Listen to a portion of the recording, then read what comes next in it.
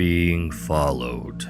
A terrifying experience that I've heard all too often. You tell yourself it's paranoia.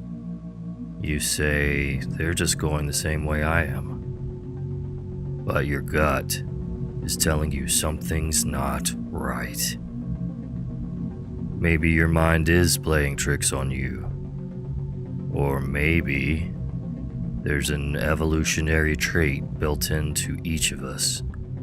One that's been a safety switch to alert us that we are being hunted. That in this moment, we are prey. Good evening. My name is Kyle, and welcome to the Nightmare Society.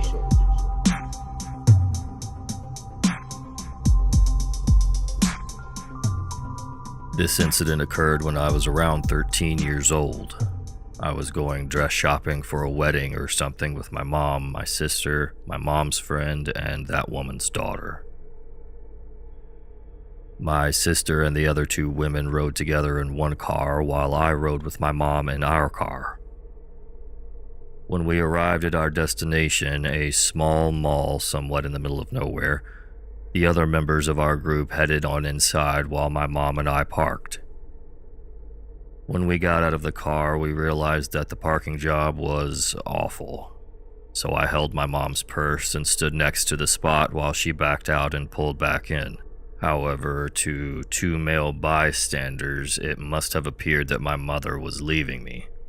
I noticed the two men when I got out of the car, but didn't think much of it. They were both tall and very skinny and both looked pretty ratty.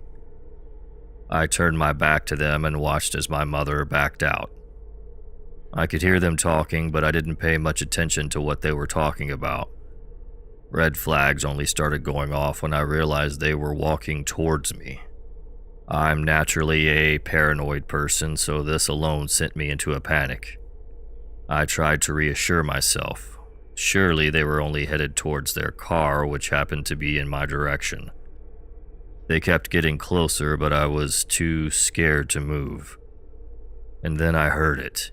Grab her. I whipped my head around to see the pair standing right behind me, one reaching for me. Right at that moment, my mother started to pull back into her spot and they booked it out of there, literally sprinting in the opposite direction. I told my mom about it when she got out of the car, and we spotted them speed walking behind the row of cars opposite to where we were. Their eyes were boring holes into me, and all my mother said was, "Wow, they really are staring at you." Thanks, Mom. So earlier tonight, my friend asked me to come over to his house. I wasn't doing anything, so I decided, why not? I got there and my two friends Sid and Liam were there. After a while, Mike showed up there too. We were just sitting around killing time and then eventually decided to go to Dunkin' Donuts. You may be wondering why get Dunkin' at 9:45 at night. Well, I love double chocolate donuts and I was hungry. Anyways, after we got Dunkin', I convinced my friends to go to the train tracks by my house. I know now that this was probably a horrible idea at the time, but as bored high schoolers, anything semi-thrilling is a blast to us, especially at night. Before I start telling the rest, I have to give you an idea of where the tracks are. I live in a pretty dense forest, so driving around at night and seeing around corners is hard. Over one of the roads to get into my neighborhood is a railroad bridge that's about 15 to 20 feet above the road. After you pull into my neighborhood, you take a right and then a left to get parallel with the railroad track. The track itself is on a big rock hill thing, again about 15 to 20 feet above the road. After going parallel along the road for about a quarter mile, you can either take a left to continue along the road or left along a dirt road still parallel with the tracks. Then, after going along that road, you can either go left into my neighborhood or right to get back along the dirt road again. Anyways, so my friends and I were driving into my neighborhood when we got around the area where you can take a left along the dirt road or a left to continue down that road. This is where everything started to get kind of weird. We saw a car going kind of slow by that corner and slowly crept around it. We decided to drive around the corner and pull into a driveway to pretend we lived there. We did this because we didn't feel like letting people know we were planning on stopping by the tracks. After staying in the driveway for a few seconds, we noticed the car that passed us stopped and turned around. I pulled out of the driveway and went the way it came and went around 40 miles per hour in a 25. I had been reading Let's Not Meet earlier and was kind of creeped out for some reason by it turning around, although I had no reason at the time. After getting a good head start on him, I slowed down. We were halfway through the stretch of the road when Liam noticed that the car we passed up earlier was gaining on us and fast. I didn't think much of it, but he started to flash his brights at me, which was very unsettling considering the circumstances. The neighborhood I live in is probably the tamest town in the state, and stuff like this rarely happens, so my friends and I were understandably bothered by this guy. We drove on while he tailgated me, and I decided to go right back to the dirt road instead of towards my house. I pulled around and saw his car slow down at the intersection and then take a left. Boy, were we happy when that ass finally relented. We went along the dirt road and back to the area you can make the lefts mentioned before, since that was the only feasible way up there. We got out of the car and climbed up onto one of those metal things over the train tracks with the red and green lights. Sid, however, was having none of it and decided to sit in the car while we dicked around. After messing around on top of that, Liam, Mike, and I went to get Sid.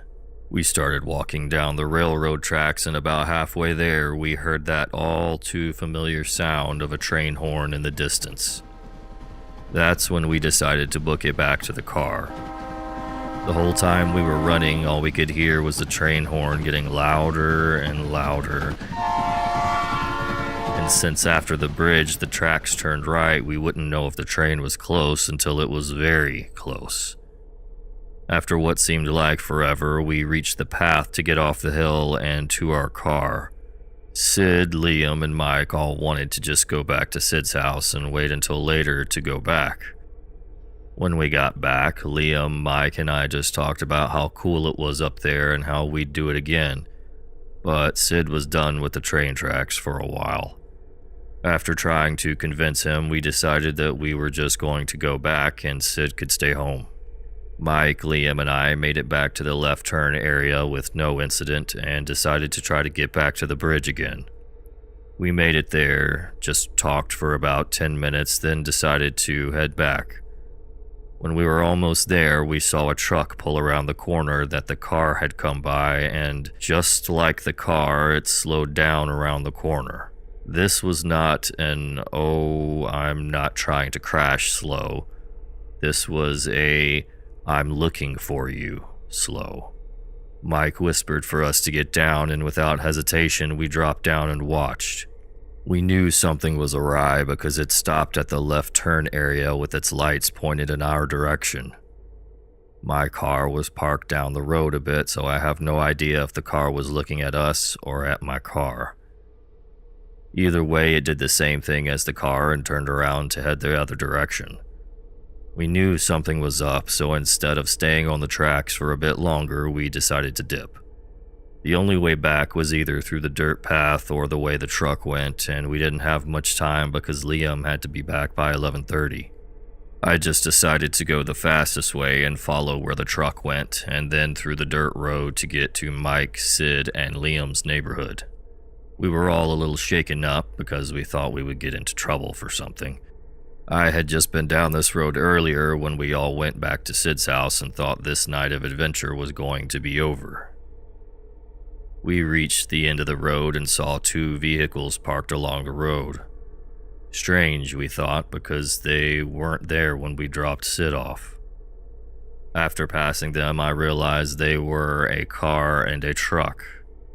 the exact same two that had been at the corner by us. This is where I started to panic, because I knew something was up. No one ever goes back there because there's no real reason. Only in my case was it faster to go on a shitty dirt road with potholes everywhere. I sped up and got to Sid's fast as I could while not looking panicked. I dropped off Mike and Liam, and Mike offered to drop Liam off on his moped. I know that sounds strange or not realistic, but for some reason Mike's family has a moped.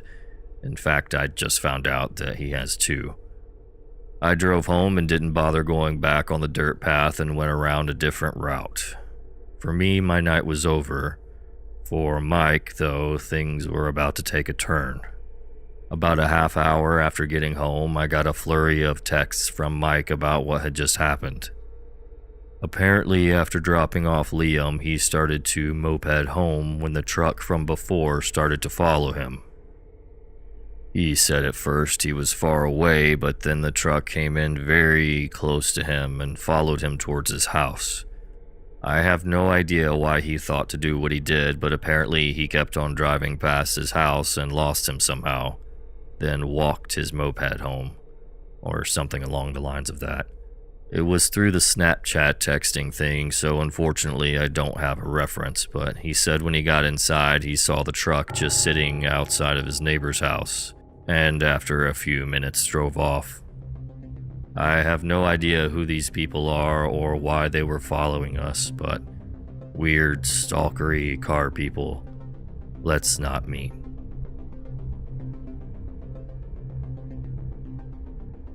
So this is a story that happened to my mom's friend in Korea about 10 years ago. Every time I hear this story, I still get the chills. My mom's friend lived in an apartment complex in Seoul. She was a stay-at-home mother with a young daughter, and her husband worked during the days. One day, she was coming home from running errands with her daughter and got into the elevator in her building. When she got on, she noticed that there was a man wearing a cap and a yellow raincoat, and he kept his head low so she couldn't really see his face.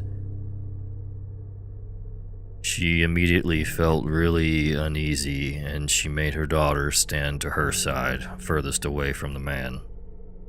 What made her feel even more uncomfortable was that when she pressed the button for her floor, there was no other lit number.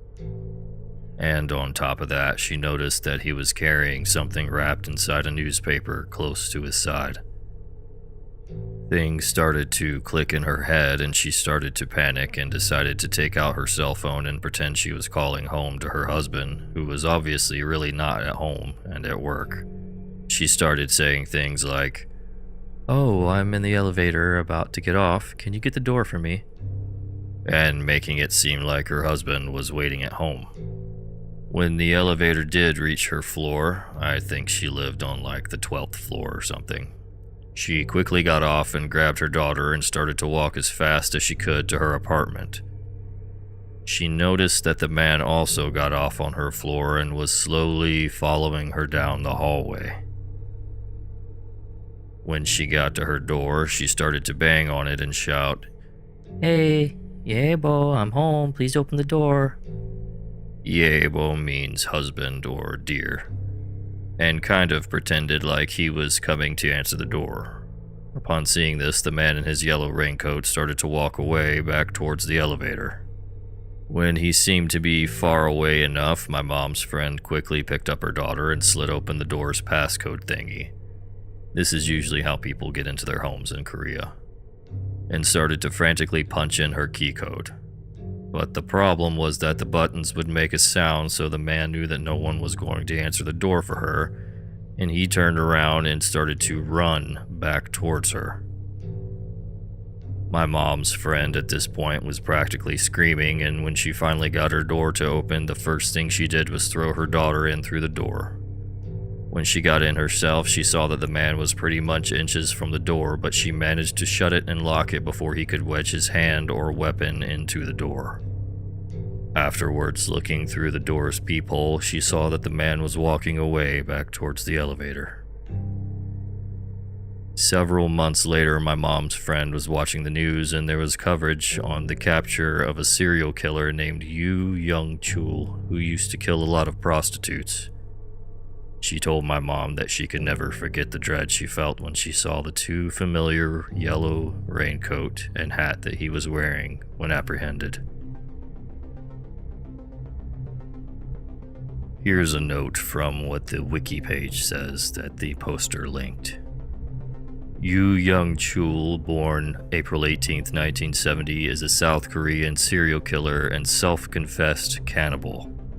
Although he admitted to murdering 21 people, mostly prostitutes and wealthy old men, the Seoul Central District Court convicted him of 20 murders. One case was dismissed on a technicality. Yu burned 3 and mutilated at least 11 of his victims, admitting he ate the livers of some of them. He committed his crimes between September 2003 and July 2004 when he was arrested. Yu explained his motives in front of a TV camera, saying, "Women shouldn't be sluts, and the rich should know what they've done." I was about 15 at the time, with my brother 17, and it was pretty late at night. Now, my grandparents' property is surrounded by woods on 2 sides. The left leading into a deep forest of evergreen, and ending at a lake with the other houses within throwing distance. I've grown up my whole life in those woods, seen many of critters, and was never really scared of them. They were more of a place of comfort and aloneness I liked. But I digress. Back to the story. My brother and I were walking up the long driveway that ended at the road because we kept hearing noises like moving branches by the tree line and wanted to check it out. We both knew whatever is in the woods, be it a raccoon, possum, coyote, whatever, that logically we could easily overpower and kill it. On our way back from investigating, I heard walking behind us and I turned around to see. It was pretty dark, and the only thing we had for a light was my phone, which wasn't much. All I could see was 2 bright eyes staring back, maybe 3 or 4 feet from the ground. I don't know what it was particularly, but even now I'm thinking about just those eyes, and its presence filled me with the most horrific dread imaginable. It's like all my blood turned to ice and I couldn't stop shaking. It wasn't just basic instinctual fear, but absolute dread. I immediately grabbed my brother's arm and ran as fast as I could to the porch, which has a light that shines about 10 feet into the yard. Whatever this thing was followed us, and when I made it to the porch and turned around, it had stopped just outside the light. Just enough to see those fucking eyes. The way it swayed almost made me vomit. I've never seen any animal sway like that and move its head so oddly. This thing was too large to be a rabid raccoon or coyote. My brother and I quickly got inside and turned off all the lights and hid under our blankets.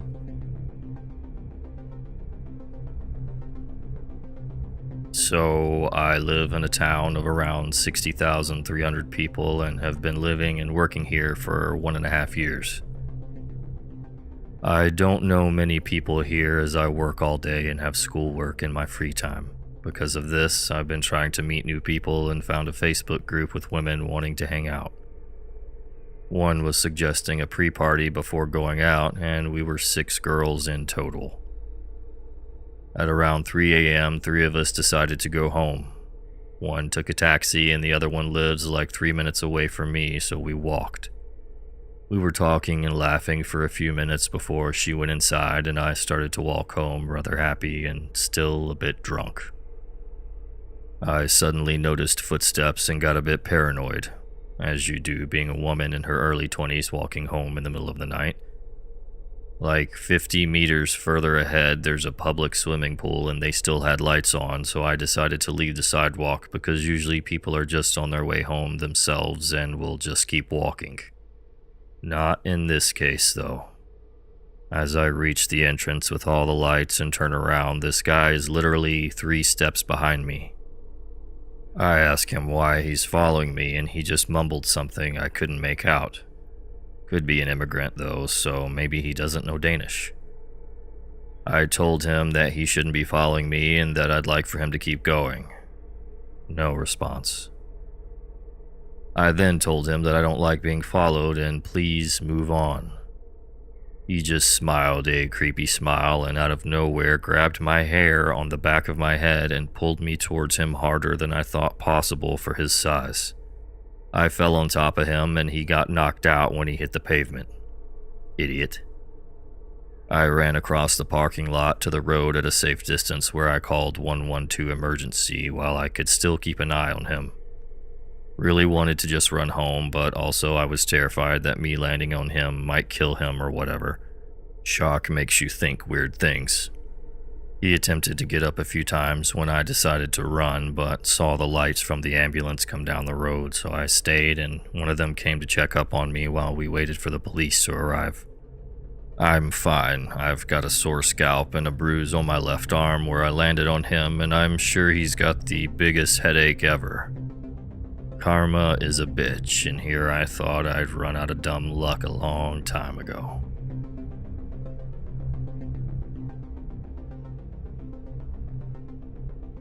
This was back in October 2018 when I had accompanied my mom to a clinic in a small town about an hour away from Frankfurt. I'm in my late 20s and female. We were there for about 2 weeks while my mom underwent treatment for cancer. Unfortunately, soon after arriving, she experienced a lot of pain in her leg, and we later found out that the cancer had spread there and her leg could break at any wrong step. This meant that if I was going to see anything, I had to go alone. This was fine as the town we were in was extremely small and filled mostly with the old and sick. There was a larger town only about a mile away up and over a fairly steep hill and a large park in between. It was about noon and my mom wasn't going to need me to be around, so I decided to go for a walk around the park. To get there, I just had to walk down the path across a street lined with inns and cafes on the side leading to the park. There are twisting paths crisscrossing each other, a lot of benches, a couple of fountains, and 1 or 2 community buildings. I chose a path that would take me right beside an underground fountain about as deep as my shoulders. I'm 5'7", with steps leading down to the spout. It was there that I first saw him. I was heading almost directly toward the fountain when a man's head pops up looking directly at me. I looked back at him for a second thinking I had surprised him just as much and we'd do the normal look away quickly thing. I was the only one who looked away. When I looked back, I realized he was still watching me, and then I noticed he had one arm crossed over his chest and moving as though he was touching himself. As soon as I realized this, I looked away and changed my direction to give him a wide berth. I was so stunned and in disbelief that I convinced myself that whatever he was doing had nothing to do with me and that as long as I kept walking, he'd go back to being weird all by himself. I turned down a path that, for that immediate area, was wide open. I was still close to the cafes and inns and the occasional other person also taking a midday walk. I was almost to an area that would take the path through patches of woods, which would also take me out of the public eye when I looked back to see if the guy was still at the fountain, but he was gone. Surprised, I quickly did a circle and noticed he had taken off, doing a wide loop that left a lot of opportunity for us to cross paths again if I didn't change directions. Once again, I couldn't believe it. I thought, it's the middle of the day, we're in a quiet but not unpopulated town about a mile away from a larger one. There's no one here but old and sick people. There's no way a predator would be here, now, hunting me. But I still stopped and decided to change directions again. This time, my dumbass decides to take a tiny path that would lead me to the base of the hill that would go over to the larger town and was heavily wooded. I get up to where the trees started and decide to look again. That's when I notice that he had also changed his direction and was practically jogging away from me. I look back up the path and realize that continuing would leave me completely alone and vulnerable, and even though I didn't know where it led, I had a fairly good idea that the path the guy was jogging up would eventually connect to this path in the woods, because they all did.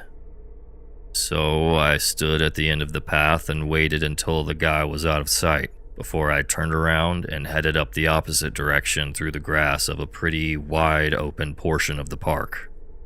I got to where I was a safe distance away and pulled out my phone to start recording myself.